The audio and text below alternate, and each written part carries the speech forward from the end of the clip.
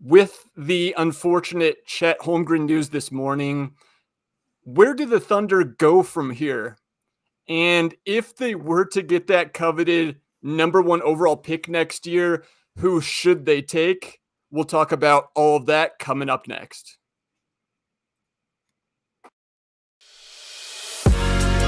You are Locked On NBA Big Board, part of the Locked On Podcast Network, your team every day.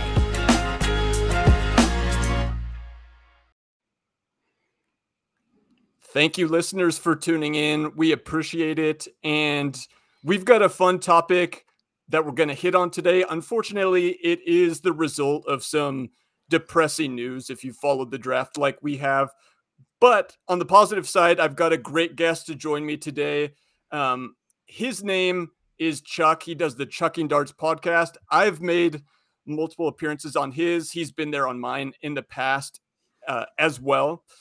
My name is Sam Ferris. You can follow me on Twitter at Draft Dummies. I'm constantly there posting thoughts, clips, stats, everything as it revolves to the rookies, the second-year guys in the NBA, and the prospects especially that are going to be a part of next year's NBA draft. But Chuck, how's it going for you this afternoon? Thank you for taking the time to join me. Oh, it's lovely to be here, and thank you very much for having me. It's obviously a significant bummer that Chet Holmgren is out for the year for a ton of different reasons. But in any circumstance in the NBA, there's always, I don't want to say a silver lining necessarily, but there's always intrigue as to what it means for the rest of the league. The truth is, even though this is sort of a lull period in NBA news, and so this injury is hitting particularly hard, every team is going to have very significant injuries, in one form or fashion or another that it will have to withstand. And so it's especially noteworthy for the Thunder because getting Chet Holmgren reps was, that's how they're not only going to compete at whatever level they were planning on competing this season, but it's how they're building the identity of their team and the future of their team and the direction of their team. So there's plenty to discuss rather than to just sort of mourn the loss of Chet's rookie year. Yep. And that's what we want to do. I'm not a doctor. I'm worried about the injury, but I'm hopeful. I had him as my #1 prospect last year. You had him in your top 3 as well. I think most everyone did. And so to kind of lay out an outline of what we want to hit in today's episode is first segment, we're going to talk about, where does OKC go from here? How does that affect them in the short term in terms of what their record and what their on-court production looks like this year? And then the second year, we're going to take a step back and we're going to rank basically the top 3 young players, basically excluding SGA. How would we rank the OKC Thunder's top 3 players in terms of what we would value? And then in the final segment, what we'll do is, again, taking another step back, is if they are to get the #1 overall pick next year, what would we do with that pick? Before we get into it, though, this episode is brought to you by BetOnline. And BetOnline has you covered this season with more props, odds, and lines than ever before. BetOnline, where the game starts. All right, so Chuck, the spot where I want to start here is I saw some Thunder Twitter account post basically that the line in terms of the wins that OKC is projected to win next year, their over-under was supposedly moved all the way down to 17.5, which am I crazy for thinking that is way too low, Chuck? What's your initial thought on that? Can they be basically the worst team that we've seen in the NBA for the last 3 or 4 years? Do you think that's a reasonable expectation? No, not really. No, I think that mileage can vary, I guess, a little bit on SGA. I'm very, very high on SGA, and there's only so bad you're going to be when you have, I think conservatively, a top 35 player sort of getting better, which is, the arrow in SGA's career is pretty consistently pointing up. And so if they just do something as simple as let him play a full season, because they have shut him down early the last 2 seasons because they were winning too many games, then it stands to reason that they'll be safely in, mid 20s, maybe even a bit more than that, maybe a bit less, but above sort of the real dreck. The Thunder have proven themselves to be a pretty institutionally competent team with a real team identity that they've been able to foster in the middle portion of the last couple of seasons. It's just then that they purposefully stop doing that because they want to get the odds in their favor as drastically as they can. But I guess it'll be up to that if they really, really, really want to lean into being really bad. But I don't really think that's how they'll operate. I think they will try to compete as long as they play their best players. And then they'll try to compete when they sit those players. And it's when they sit SGA and Giddey and they really lean into their bench, they sit Dort, that's when those losses will pile up. But I don't think the loss of Chet alone means that they're going to lose a ton more games than they would have had when they were playing him. Yeah, no, I agree with everything you said. And I want to quickly put this in perspective because last year, OKC won 24 games. I think the lowest win total last year was the Rockets at 20. But you have to go back if you're looking for a team that's won under 18 games or at least been on that pace for winning less than 18 games in a season. You have to go all the way back to the 2018-2019 Knicks. And that team was really, really, really bad. So I'm going to read you off of Basketball Reference their leading scorers for that team that year. So their top 5 leading scorers were Kevin Knox, Tim Hardaway Jr., Emmanuel Mudiay, Damian Dotson, Alonzo Trier, and then 6th and 7th was Ennis Freedom and Noah Vonleh. So to me, there's no way that OKC is going to be that bad this season. Now, to your point, one of the potential benefits of losing Chet is that they go tank mode and they get that last final blue piece chip. But I just don't think they can tell SGA to sit down again for a significant part of the season. I don't think that's realistic.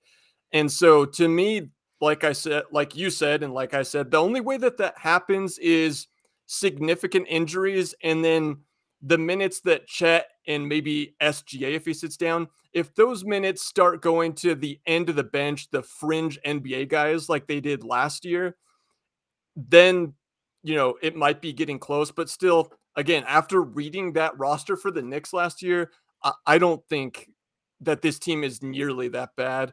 And also, one other piece I'll add in is more NBA teams rest guys now, especially when they're playing like the perceived bad teams. And so you'll see teams pick up wins that way. I just don't think we're going to see teams win less than 20 games all that often. I think it depends a little on what really the goal of the team is year to year. Like the Thunder lose games because they play really young players, but they are trying to build. Like last year, and I think the year before, in the beginning of the year, they lose because all these young players are getting used to the NBA for the first time in many cases, and that means you're going to rack up losses. But then in the middle portion of the year, when OKC really under Mark, is it Dagnall? Is that how you say it? Dagnall? Mm-hmm. They've really been able to foster some defensive ethic on their team. I remember Mark Schindler had a really good article about that, about how diligent they were about preventing layups and how everyone's, the idea that they want to cheat into the paint as much as they can to prevent drives. And that buys into, or that I guess works in concert with their draft strategy of getting all this length and all these big wings, guys who can sort of dig and recover and keep the defense sort of on a string. They've been able to foster that a little bit, and I expect them to do the same thing. They're not an aimless team. When you get into the teens, it's because there just isn't a whole lot of purpose from the top down in the organization for what's going to happen that year. But OKC has consistently tried to improve the players on their team. And I just think that the idea of tanking is a little maybe misunderstood. It has more to do with the players you choose to play than with trying to lose games when you're in it. And I just think Dagnall's just too good a coach. SGA is too good. Giddey is like a real blue chip talent. Dort is a very good, solid two-way NBA player. Like, I just think they have a little too much to fall into that sort of aimless category.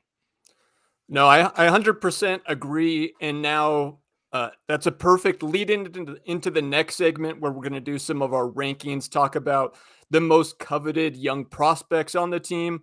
But first, a word from our sponsor, BetOnline. BetOnline.net is the fastest and easiest way to check in on all of your betting needs. Find all your favorite spots, sports, and events at the #1 online source for odds, lines, and games.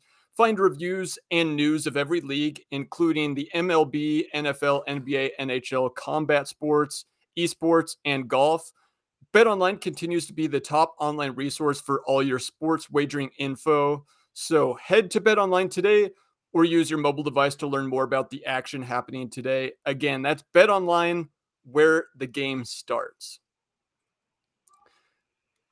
All right, Chuck. So you mentioned a few of the young guys, and what you and I do once a year, which I really enjoy doing, is the big podcast where we rank 3 draft classes, the most recent 3 draft classes. So we've talked about some of these guys, but I wanted to get your thoughts and to kind of revisit this now, because one of my thoughts is that, you know, even though OKC's tanked the last few years, that you're not going to see too many blue chip prospects playing for them next year, unfortunately. And so that kind of sucks to see. They frankly haven't had great luck. They fell in the lottery, ended up with Giddey a couple years ago, who we both like, but not a top 3 pick. And then we both love Chet, and he's injured. So I kind of want to revisit how you would rank the guys, and we're excluding Chet from this. We're excluding SGA. We're going to say guys that have been drafted in the last 3 drafts. Let's rank our top 3 guys, and let's start from the bottom and go up. So do you have your number 3 guy ready, or do you want me to go first, Chuck? You go first, because they're, okay. Yeah, you go first. Go ahead. Okay. So for me, it would be Trey Mann. And I've been higher than the consensus on Trey Mann throughout. Figured 3 was low for you for Trey. Yeah, 3 is the lowest he could go, but I think there's kind of a cutoff there. I had him as a lottery guy going into the draft. I thought his finish to last season was spectacular. One of my favorite guys to just watch his highlights from, because like his self-creation, his step back especially is lethal. And if you cut just his top highlights from last year, he would look like an all-star scoring guard already, with that ability to create his own shot on the perimeter. And he's just a good off-ball shooter as well. So I kind of like that scalability offensively from him. He is a bit smaller, doesn't offer a ton defensively, but the combination of the scalability offensively with the potential on-ball self-creation offense is why I've always been higher on him than most, and I think I still am. So yeah, you were surprised I had him that low at 3. I really like the 2 guys above him, though. Would you agree having him at 3, or do you got somebody else in that spot?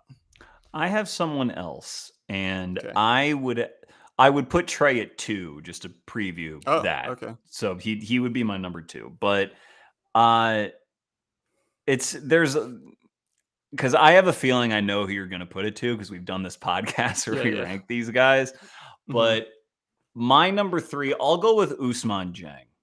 Okay. That's who I had as, I guess, their second best draft pick from this past draft. Now, they took him and Jaylen Williams back to back, and Jaylen Williams from Santa Clara, that is, back to back.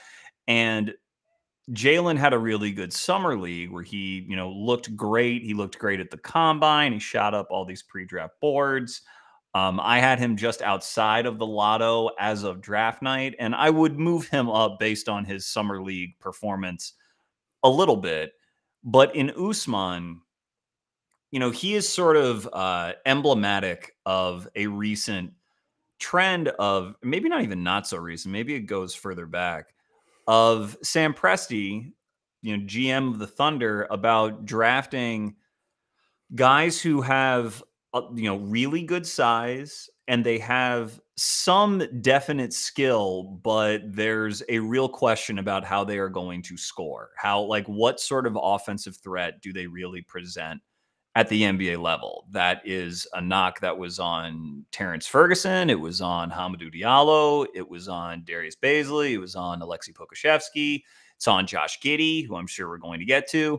And it's on Ousmane a little bit as well. And this is really where, Presti is doing the strength in numbers, where all of this draft capital that he has amassed allows him so many bites at the apple that, if 2 or 3 of these guys end up becoming viable NBA offensive players, then they're going to be really, really good. And I believe in Ousmane's ability to do that because in the NBL, as an 18-year-old, he proved himself, in my opinion, over the second half of his season last year, which was about 13 games or so, to really have pretty consistent pretty consistent flashes on both sides of the ball. He can really operate a pick and roll and has a real handle at 6'9" to get where he needs to go on the court. He's not a crazy athlete, but he has just sort of these loping strides that give him just an inherent advantage because not many guys are his size. I mean, I think I called him 6'9", but he probably has room to grow, and it's a safe bet that he'll be 6'10" or taller by the time that he is in his prime. And he would play both on and off the ball for the Breakers and showed himself, again, in the second half of the year to be a pretty capable spot-up threat. And, his step back and his 3 off the dribble was one of his main shots when he had the ball in his hands that he would flash as well. So he's not sort of like Bazley, who is always, bull in a china shop a little bit on offense, lacking a lot of polish. He has a real bag. And I actually thought that maybe the 3 best passers off the dribble in that draft, among guys who are wing size and up, really sort of the blue chippy guys you look for. I thought the 3 best were Paolo, Jaylen Williams, and Ousmane. And, the Thunder got 2 of them. So I really, as long as that shot goes in, then you have a dribble, pass, shoot wing at 6'10". And it's still, jury's out on whether or not it's going to really hit for him. I understand that. And he's going to get some minutes this year, and he's probably not going to be great in them. And that's understandable.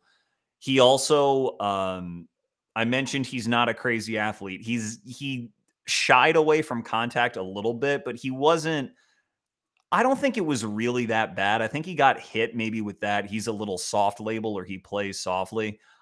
I actually thought his timing on defense was pretty good and that he did absorb contact, pretty well, at least as well as, say, Giddey did in his year in Australia. The difference being that Giddey is just more aggressive of an offensive player in getting downhill. But I just think the elements are really there. And I think that it is easier, at least for me, to see Ousmane hitting and sticking than maybe it is for some of these other guys that OKC has drafted that I mentioned earlier. Certainly a very interesting pitch. And I think that Dieng is going to be a recipient of some of the minutes that Chet would have played, because I was kind of looking at their depth chart, because they've got so many guys is the thing that need minutes, need development. I was kind of worried that Dieng would maybe be on the outside looking in, maybe play G League minutes, and he still might. I'll be interested to see where he is in the rotation on opening night. But we know at some point some of these guys, now we don't know if they're going to go full tank mode, but he's going to get to play at some point throughout the season. Like OKC is not there trying to win every game. He's going to get minutes, whether it's early on or later in the season.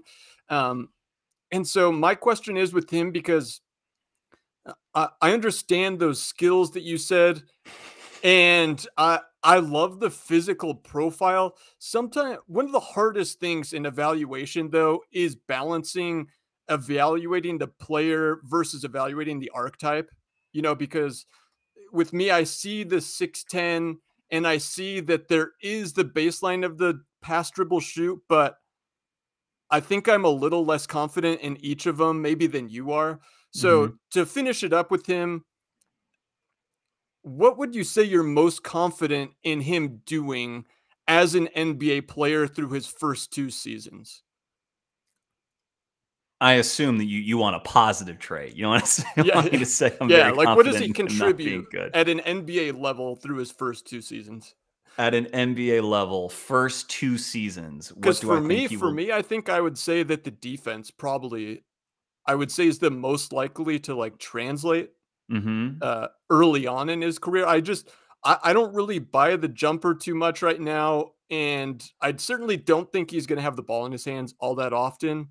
So can he attack closeouts, get to the rim?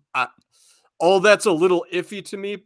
But the defense to me is kind of where the upside and where the intrigue is, because he moves well, like you said, at that size, and he's like pretty intelligent, and he's in this good Oklahoma City scheme under Mark Dagnall. So my hope is that maybe he exceeds kind of my expectations defensively. What I would say is his play in transition. That's what I think he'll be immediately pretty good at, because I am a big fan of his vision, and I think that when he's not facing a crowded paint himself, that he can get downhill and pressure the rim well, draw help, know where his options are. And I do believe in him as a spot-up shooter. So in terms of being like NBA average or better immediately, I would say as a transition player. Okay. I like that answer. All right. Moving on to number 2. And I'm glad. So you don't have Jaylen Williams in your top 3, right? It's tough. I think he and Ousmane are very, very close. But let's have the discussion right now. No, I'm glad I have you on, because you can kind of tamper down. I'm getting too excited with Jaylen Williams. There's been too much time to think about Summer League. I've watched those games too often, thought about it too much, that I'm probably overrating that. And then the NBA season comes along and you kind of forget about Summer League. But right now we have so much time to think about it that you kind of do. Like you can overthink about it or value it too much because there's not much else to consume. But with Jaylen Williams, to me, honestly, I'd have him 1B to Josh Giddey's 1A. To me, it'd be really close. Like to me, it's the scalability with him on both ends. Where he exceeded my expectations in Summer League was everywhere, but especially defensively. Yeah. Like his hands were great. He moves well. His arms go forever. Like I got to see him play both in Vegas and Salt Lake in person. And like Chet definitely stands out in person just because how tall he is.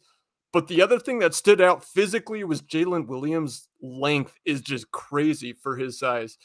And so the thing is, like, honestly, if I were for the Thunder specifically, I would value Giddey more. I think his upside's a little higher if he hits as that on-ball creator. But if I'm another team that isn't the Thunder and I already have 1 or 2 primary on-ball guys, like I'd probably take Jaylen Williams. And I just think that, from here, Oklahoma City still has 1 or 2 major pieces to add. And we're going to talk about this in the next segment that, what if they add a Scoot Henderson next year? To me, that kind of devalues Giddey a little bit. But regardless of who else OKC adds, like Jaylen Williams is going to fit along next to him really well. Yeah, like if this question were which one of I'm going to call them darts. I'm going to push my own brand here. If it was going to be which one of OKC's darts is most likely to be to play like real rotation minutes on a good playoff team, Jaylen Williams would probably be my number 1 pick for that because of what you're talking about. Now, the question is rotation minutes as a 7th man, or is it as a 3rd starter?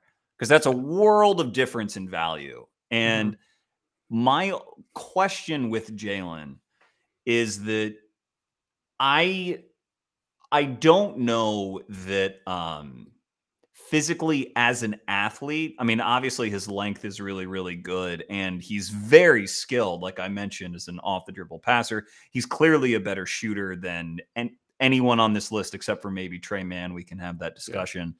But whether or not he can game in and game out, just sort of hold up in the NBA, his question as a prospect, the reason why he wasn't more of a consensus lotto pick and why his choice in the lotto was like a mild surprise was that he wasn't very dominant in the West Coast Conference for Santa Clara, despite being an upperclassman. You know, he was 21 years old, and I think there are explanations for why he wasn't. I think that he was in okay shape, but not really NBA shape.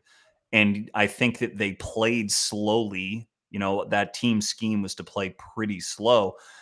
But I still think it is fair to question, once you step up in competition, now you're playing the best players in the world, is he going to be someone who's going to sustain his percentages and sustain his productivity playing 30+ minutes a night?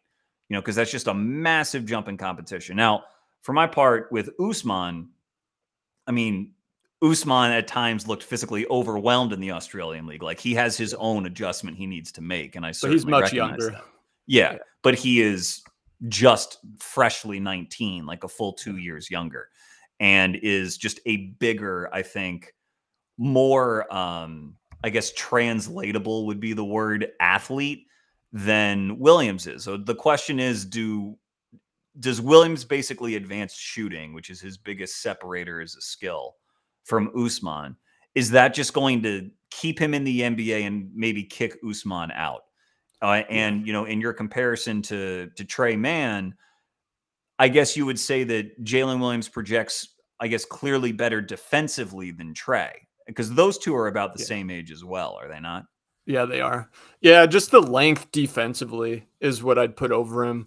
But to your point, like, I agree. And I didn't have him in the lottery coming into the draft. He's the one guy that I moved substantially based off Summer League. We'll see if I'm right or not in a couple of years.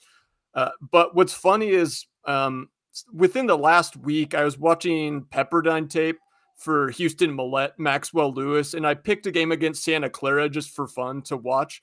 Sure. And now, through the lens of having seen him, I was like, man, he looks amazing. It was maybe I just picked, you know, I've watched plenty of him, but maybe it was just through the lens of having really liked him at Summer League that now that I went back and watched him, I was like, why didn't I have this guy in the lottery? Just the passing, and he did dominate that game. Like, he was spectacular. So just kind of interesting. We'll see kind of who's right on that, but to put on a cap on it, you and I have talked about this, but like, we value creators and that on-ball upside, because if you can find those guys, those are the number one most valuable thing you can have. But what's funny for me that I've noticed is that then I become more conservative as I evaluate NBA players that, you know, we talk about, oh, I want that creator, but then if they've got constraints like a Josh Giddey where I don't believe in the jumper, then all of a sudden I like kind of back off maybe too early, and I prefer the safer guy that I know can scale to a role and play for a team. And so that's something that I'm going to kind of continue to track in terms of my theory, my belief, the way I see the game as I continue to follow more draft classes. But we got to get into a break, and then we can hit on Josh Giddey really quickly, and then do the debate of how we think Wembanyama would fit from a high level next to a guy like Chet. All right, so let's finish up the discussion. Just a couple minutes on Josh Giddey. before we get into the potential for the number 1 pick next year. So just really quickly, Chuck, where are you at on him? Do you still believe in him being a potential on-ball guy for OKC as they look forward into the future? I do, but I think that is the primary question that they're going to try to answer this year is what is the chemistry between him and SGA really? Do those two make each other better really?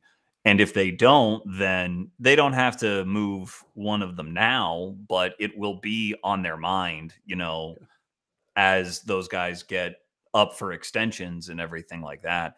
Like Giddey, again, he is a legit 6'9" and is probably one of the 10 or 15 best passers off the dribble in the NBA. And that might be putting it lightly. That's conservative, I think. Yeah. I mean, that's how talented he really, really is. I think the questions about the jumper are fair. I don't think he's ever going to be, a top half of the league shooter overall. But I just believe that it's more about your threat to score in the NBA. And I think that's where the league is going, is threat to score rather than threat to shoot.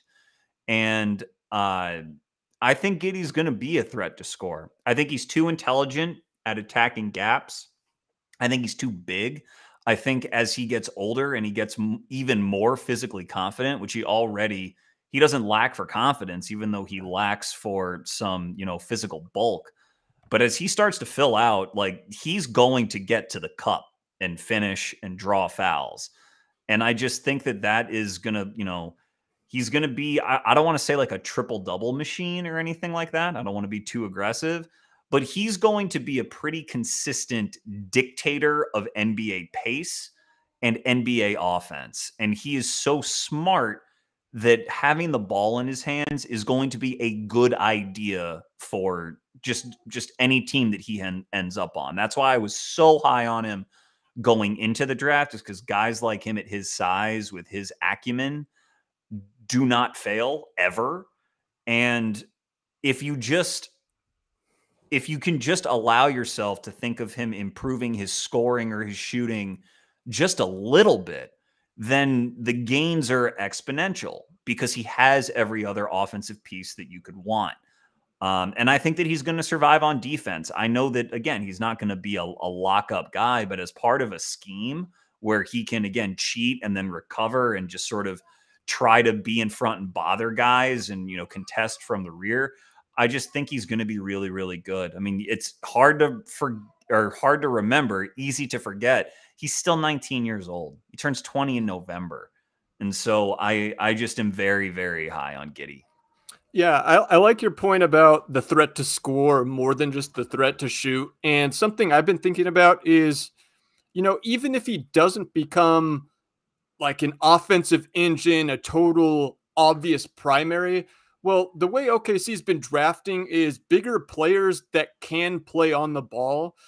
Whether it's Jaylen Williams or Dieng, SGA, Giddey, Chet, even to an extent, like all these guys can play on the ball. So maybe they end up going to like just a very egalitarian type offense where there is no real primary. And maybe Giddey doesn't really ever hit as a shooter, but he's just so smart playing off the ball, cutting, and just playing off of other people that they can kind of make it work like that, where you don't necessarily have to shoehorn him in as the guy that's constantly running pick and roll. And so that will be interesting to monitor. I do think, though, that, like you said, I would agree. I think the number one thing that they do have to figure out this year is, does Giddey fit with SGA? I wish we could have seen it with Chet, but his fit here, to me, is the number one question. I do want to move on, though, because I want to hit on your opinion of if they were to get the number one pick next season. So let's get right into that. We don't need to litigate the whole debate, everything about Wembanyama. We've got plenty of time to do that over the next year. But in terms of the fit next to Chet, are they two alike? Would you value fit if you were them? would you just straight up take him? Where would you be imagining that they do end up getting the number 1 pick a year from now? Asking me right now on August 25th, I would probably take him. But that's also because I haven't done all my homework on this class, and I don't know that I've found anyone that I would really prefer more. So maybe I find that person. I do have a tendency to get very optimistic on certain guys come draft time. But look, the concern, I suppose, with Wembanyama would be that I guess that the two of them lack some sort of perimeter mobility, I guess, but I don't really see how that would apply. I mean, Wembanyama is really, really good on switches because he's just such an anomaly of a human being. And Chet, I think this injury, one area where it really might hurt him is on switches and on the perimeter. I mean, that was one of his, I wouldn't say weaknesses, but maybe question mark. I think it took away a little bit of his versatility. I was of the opinion that Chet is going to need to play on the wing, at least for the first few years in the NBA, because playing in the middle all of the time, you're asking for trouble physically. Yeah. And if he plays on the wing next to Wembanyama, then I guess if Chet sort of becomes a little bit more of a turnstile, or he has to cheat more and more to stay in front of some wings, that could be a problem. But then Wembanyama's there to erase it. I just think that Wembanyama raises your defensive floor and ceiling to such a degree that that concern goes away. And on offense, you know, if Wembanyama can really shoot, like, you can still play 5 out with him and Chet. And their offense would, I'm sure, incorporate some of what is going to come into vogue in the NBA, which is what the Cavs were able to do with Evan Mobley and Jarrett Allen. Because Chet certainly has sort of the passing vision and the mind to make some of the same plays that Mobley did. And Chet is a talented shooter, very talented, really, really good touch. So I for as much of a talent as Wembanyama is, I don't think Chet would sort of muffle any of his talent. If anything, I think he would amplify it. Yeah. To your point, like, defensively would not be my concern at all with those two. I mean, they've proven to be very good defensive players. And I don't know about 100% about Chet guarding on the perimeter, especially coming back from a foot thing, but the space that those guys would take up would be like ridiculous. Like you said, if one of them gets beat, then you got the other at the rim. And to me, the question marks that I have with Wembanyama, which I'll have plenty of time to get into in the future, would be more injury risk. And then if he would get injured, that would not only the chance of it happening is higher because of how big he is, but the chance of it hurting his game or him never getting back to be the same player, both those things would be higher. But the part that I don't have a question mark with him is the defense, where like he moves pretty smoothly for a guy that I believe is 7'5". So like he could be a generational rim protector and also move well enough at that length, because we've seen clips of him where he's just snuffing jumpers on the perimeter, just how long and big he is. It's just something we haven't seen before. So just the space they take up with the proof that they've put out in their film that they're both good defensive players, if not elite, I wouldn't worry about that. It would just be offensively. And frankly, they're both such good prospects, and they both shoot. Both of them shoot threes probably better than Mobley and Allen. And so you'd think the fit would work.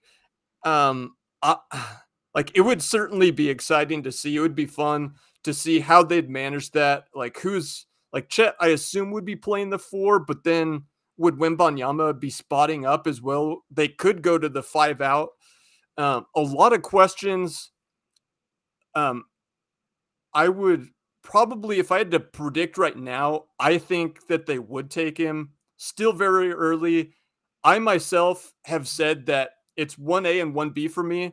I don't know how much you've seen of Scoot, but to me, he's the guy that I lean just because I think he's a little safer right now, I actually lean towards having him as my 1A to Wembanyama's 1B. I've seen more of Scoot than I have of Wemby, and Scoot is tremendous in a lot of ways. I want to see how his shot develops. But that's a different discussion. I think ironically, or maybe not ironically, the concern with Wembanyama for an organization like the Thunder coming off of this issue with Chet is his injury history, because he has gotten nicked up. But you got to weigh the problems, because if pairing those two seems like a problem, well, you can choose that problem, or you can choose the other problem, which is that if they don't take Wembanyama, someone else will. And you're going to have to play him a lot. It's not like he doesn't get to join the league. So it's at that point, unless you like maybe Scoot or someone else, Amen Thompson, Dariq Whitehead. I mean, I don't know. Maybe someone really pops and becomes the guy. But man, you better be real confident, not only in your pick, but that Wembanyama isn't going to really pop somewhere else to pass on a talent like that. Yeah. Just to finish up, I think that I would love to see them play together. My concern with Wembanyama offensively would be that he and Chet are like too duplicative offensively, where they both space, but they're almost maybe too tall at this point to really put the ball on the deck, where guys can just get into their legs and really prevent them from doing much off the dribble in the half court. Again, that would be the concern, that just there's too much duplication offensively and defensively, frankly. But I wouldn't worry about those concerns. I personally, just because of the injury stuff, is why I'm leaning Scoot right now. Also, just the offensive translation for the reasons I mentioned. Now, it's really close. I certainly reserve the right to change my mind over the next year. It almost certainly will happen. Like, if I had to make the pick, though, right now, I would lean towards the little bit more safe Scoot. And just to answer your question about the jumper, the mid-range pull-up for him looks so good right now. And for a 17-year-old, like, I'm banking on that improving. I think he's like a very, very, very good lead guard prospect with elite athleticism, good passing. Like, it's all there for me. And so I would just take kind of the safer route there. Anything else you would add to that discussion as it pertains to the Thunder before we finish up? No. Nothing to add, except that though I think that those four that we talked about, Giddey, Mann, Jalen, and Ousmane, I like all four of them. And it's rare to have four legit darts that project to be good NBA players, in my opinion. And so, you add Chet into that, you've got five. Chances are one or more of them is not going to find their greatest success as a member of the Thunder, just because that's not how usage works in the NBA. It usually boils down to about three, and then everyone else fills in around them. But it's still, they're good assets to have. Yep. All right. Well, we got to go. You've got another podcast to record. But before we do, tell the listeners where they can find your podcast at. Okay, it is the Chucking Darts NBA and Draft podcast. It's wherever you get them, but the episodes I release via Twitter. I am at Chucking Darts, and thank you so much, Sam, for having me. Thank you, and thank you, listeners, for making this your first listen, hopefully today, and also hopefully that's the case every day. Thank you so much for tuning in.